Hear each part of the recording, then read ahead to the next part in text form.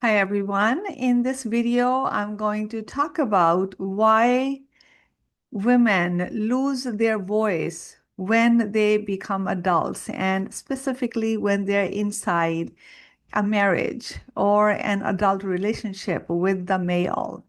And what is the first thing that you can do to regain your voice?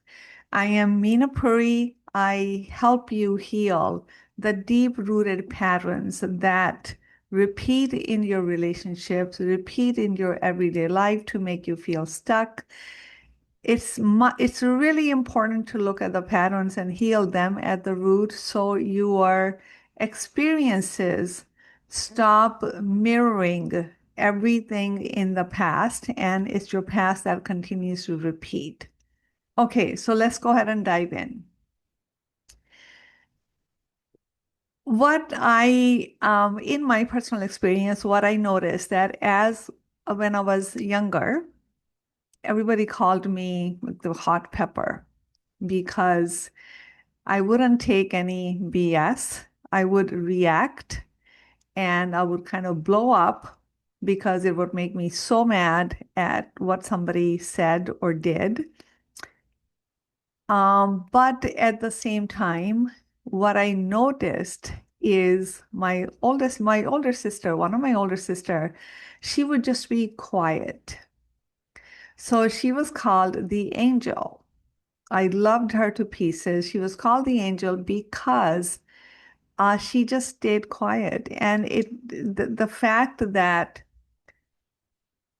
she was quiet, it was applauded, it was admired. So the things that I got to hear was, oh my God, she doesn't have a sound in her mouth. She does whatever is asked of her. She just does not respond back. She doesn't argue with you. She just follows orders. And to the merit of my sister, she actually was very genuine, very compassionate, a very giving person. But there was conditioning in that too. So she got that applaud. I didn't get that applaud because that's not who I was. And so you think that as I got older in a relationship with the male, in marriage, that I would be the same way. No, I wasn't. So it always it made me think as to everybody thinks that I am like a I say it as I see it. I don't take anything from anybody. And that may be true, after certain things have happened when I'm pushed to my limits. But I also noticed another thing that I actually withheld. I observed more silence. I became careful. I edited what I said.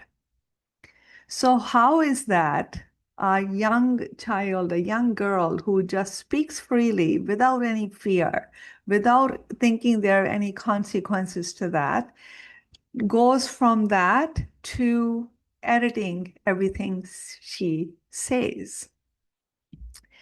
And when I pondered upon that question, it boiled down to this one answer I have. It is called conditioning.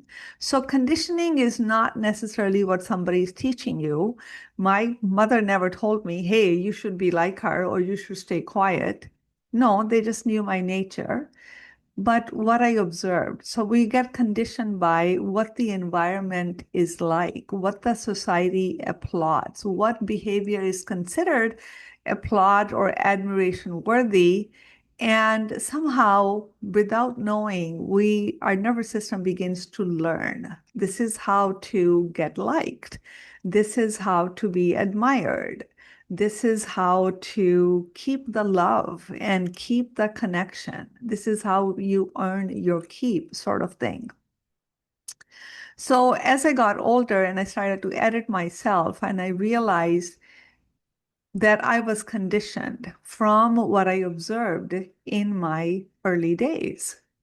I became what I subconsciously thought was the safest way to go.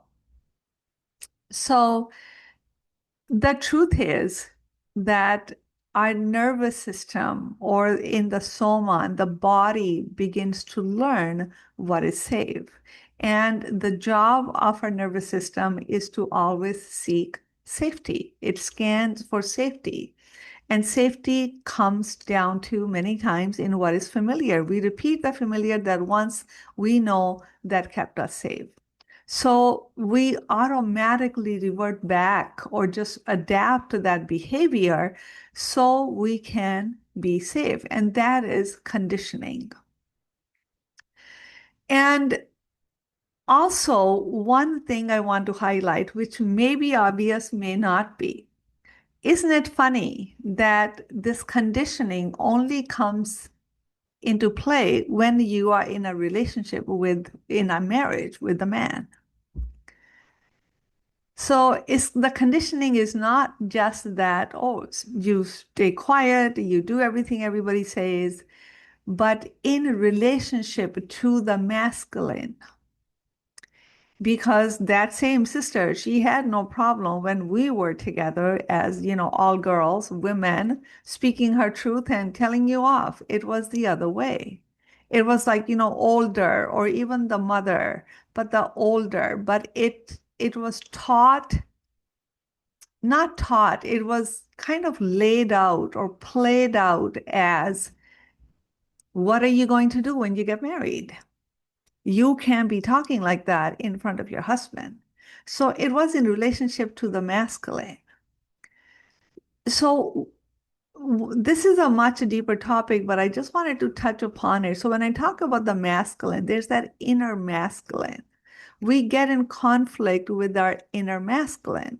Then it shows up in the male, in the real physical world. So we adapt that very quickly and we just do. The nervous system does what's safe. Even when something comes to your tongue, like you're going to say it, but the nervous system already decided what it is going to do. So you second guess, you doubt yourself. You go, what if, what this? What if, I'm called that you're too sensitive and you just can't take a joke. It was a joke and you just can't compromise enough and you don't sacrifice enough and women sacrifice. Look at my mother and this and that. And we play all of that out in our head and we want to keep the peace because keeping the peace is safe. Speaking your opinion is not safe because it's going to disrupt the status quo. So that conditioning, when it gets played out in a marriage, it can turn into where you are constantly managing the marriage. And in doing so, because you are not connected to your own inner voice, and you're in conflict with that, your own masculine, the masculine energy within me, I have to be a certain way, but really my authentic self is not that way. It's that inner conflict that actually gets played out in the external, in your marriage, with your husband, with your spouse. So when you are in constant conflict within yourself, the safest thing seems to be to say nothing. This can be useful occasionally on temporary basis, but this becomes a way of being. So in order to keep the peace, in order to keep the connection, in order to keep the love, in order to feel safe, in order to earn your keep, you dim your light, you silence yourself, you override yourself, you go along. Your life gets shaped by your spouse, how you should think, what you should do, what you should wear, even what things we should be doing, and how you should be as a wife, as a woman. It gets decided by a male. So the reason why I want to point out, because I want to kind of pinpoint that these are very patriarchal conditioning. Even when a woman tells her daughter, you should not talk like this, You should tolerate more. And um, you have to give up certain things in order to keep the marriage together. She's the medium. This is not necessarily what she thinks. And the unfortunate part is she actually does not know what she thinks because she's gotten so far removed from it. She is teaching that to the daughter because that's what she did.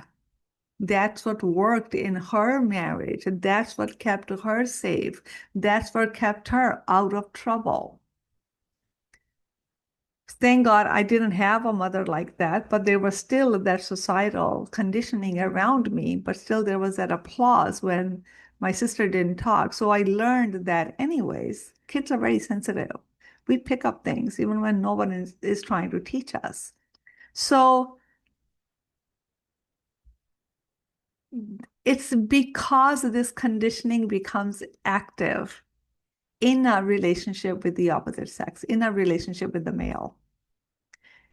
Women have no problem telling what they think or feel in front of another woman. It's just in that marriage relationship that they lose their voice because it's not safe. So, and what happens when you're inside that kind of dynamic? The state of the marriage is felt by everyone, and you're not connecting, you are not speaking, and what begins to happen to the woman inside the marriage that she begins to get sick. First, just emotionally sick, like anxiety, mentally sick, lack of motivation. You don't see the glow in her eyes, and she just is not herself. But it doesn't stay there. As I've always mentioned before, even though I don't talk about chronic illness and what it affects your physical health, I want you to know that this, again, doesn't stay there. Anything we are suppressing inside is going to express itself in your physical body. And you rather not wait until it expresses itself in the physical body. You rather tune into what is rising within you. That's why this work, this deeper work, is so important because it's the root cause of all disease. And it's also the root cause of all health. Okay.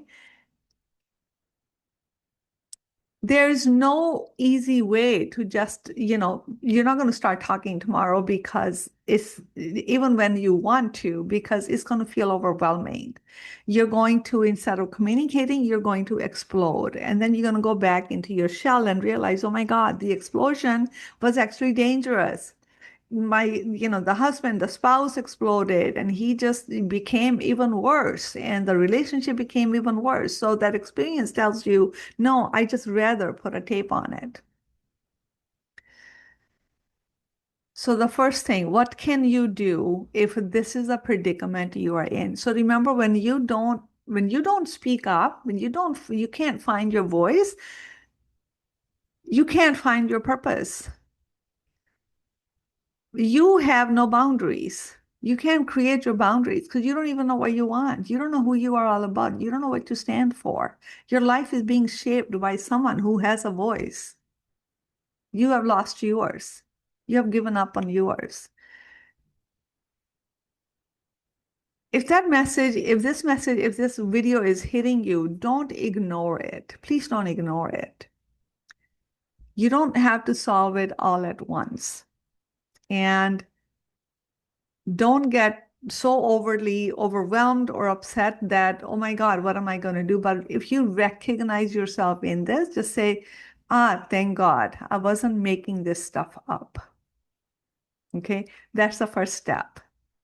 Recognize yourself in it. Don't pretend you don't feel what you feel. For the first time in your life, don't pretend what you feel. Don't pretend what you feel. Don't pretend it away.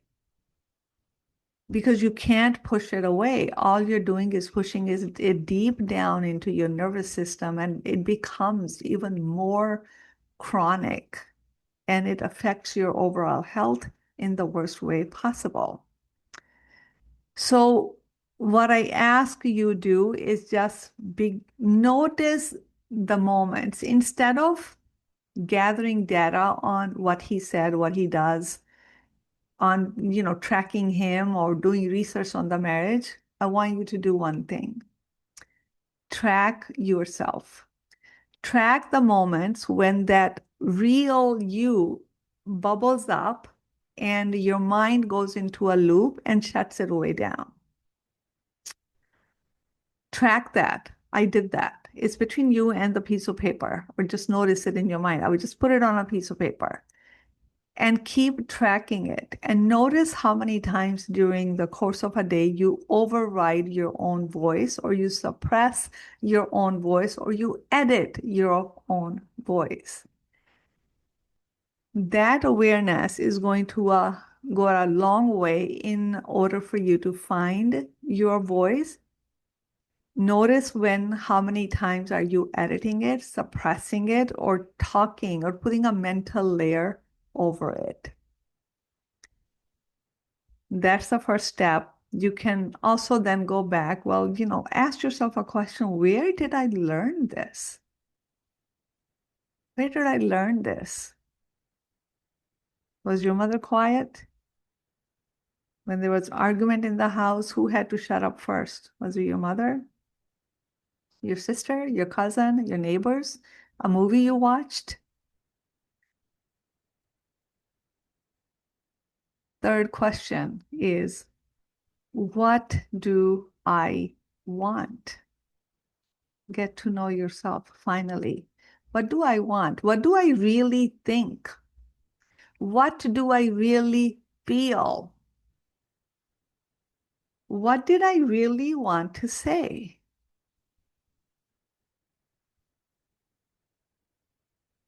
Connect with that authentic voice. Connect with you. Because when you're finding your voice, you want to speak the truth of you. You can't speak the truth of you if you keep editing it and disconnecting from what the truth is. Okay, so go ahead and let me know in the comments if this was useful for you, and share with me how many times you already noticed that you edit your voice. And that's what's causing your anxiety. If you're struggling with anxiety, it's in the suppression. The mind telling you not to do something, but the inside is bubbling. And there's that discrepancy, which really creates misalignment. It creates anxiety. You deserve better. So share in the comments, where is one time where you suppressed your voice and how you felt. So and this is the deeper work, but you don't have to spend years and years in therapy. You can get started very quickly. You can get to that place where you can find your voice, connect with the authentic version of yourself, create your boundaries, and save yourself, whether the marriage is there or not. But what I have seen, when women really start paying attention to themselves, the marriage actually gets better, because there's the one person inside the marriage out of two is feeling better, is feeling stronger. You're not going to take any nonsense. You're going to be very clear about who you are, what you want, and that you're not depending upon the marriage to give you everything you want. You can get it yourself. I will be opening enrollment for my 12-week program, which is called How to Find Yourself Inside a Marriage, while you find your voice, your boundaries, and participate in the marriage as an equal in 12 weeks. I will have the link in the description or in the comment. And the next step is for you to, if you want to apply for that program, you're going to go ahead and click the link to apply and schedule. and you and I can have a conversation to see if this is a good fit for you. So thank you so much for being here, and please don't forget to like, share, comment, and subscribe, and I'll see you at the next video. Take care.